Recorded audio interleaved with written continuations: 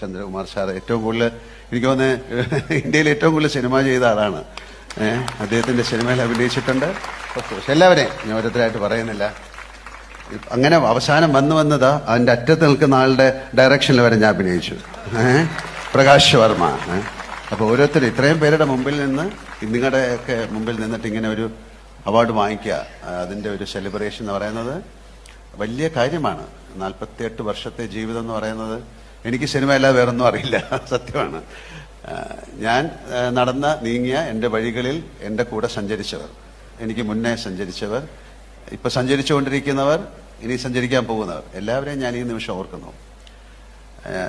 പലപ്പോഴും ഞാൻ തളർന്നു വീണിട്ടുണ്ട്. അപ്പോഴൊക്കെ എന്നെ താങ്ങിയെടുത്ത ആൾക്കാരാണ് ഈ നിൽക്കുന്നതല്ല. എന്നെ കുറ്റം പറഞ്ഞിട്ടുണ്ട്, എന്നെ വഴക്ക് പറഞ്ഞിട്ടുണ്ട്, എന്നെ സ്നേഹിച്ചിട്ടുണ്ട്, തല്ലിയിട്ടുണ്ട്, തലോടിയിട്ടുണ്ട്. അതിലൊന്നും എനിക്കൊരു പരിഭവമില്ല. ആരെന്ത് പറഞ്ഞാലും എനിക്കൊരു കുഴപ്പമില്ല. കാര്യം ഞാൻ എൻ്റെ ജീവിതത്തിൽ ഞാൻ സിനിമയ്ക്ക് വേണ്ടി മുഴുവൻ എൻ്റെ പകുതി, അതായത് 48 വർഷം എന്ന് പറഞ്ഞാൽ ഒരു മനുഷ്യായുസിൽ അവർ പറയുന്ന 60 വയസ്സിന് മുകളിൽ 10% ആൾക്കാരെ ലോകത്ത് ജീവിച്ചിട്ടുള്ളൂ.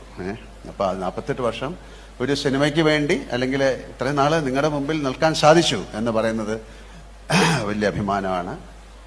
ഇപ്പോഴും നമ്മൾ തുടരും എന്നൊരു സിനിമ, അങ്ങനൊരു സിനിമ മലയാള സിനിമയ്ക്ക് ഒരു മാറ്റമുണ്ടാക്കിയതാണ്. അതുപോലെ ഏറ്റവും വലിയ കാര്യങ്ങളാണ് ഞങ്ങൾ ഒരു മലയാള സിനിമ ഇന്ത്യ മുഴുവൻ ഒരു പാൻ ഇന്ത്യൻ എന്നൊക്കെ പറയുന്ന പോലെ ആ സമയത്ത് ദൃശ്യം എന്നുള്ളൊരു സിനിമയായിരുന്നു.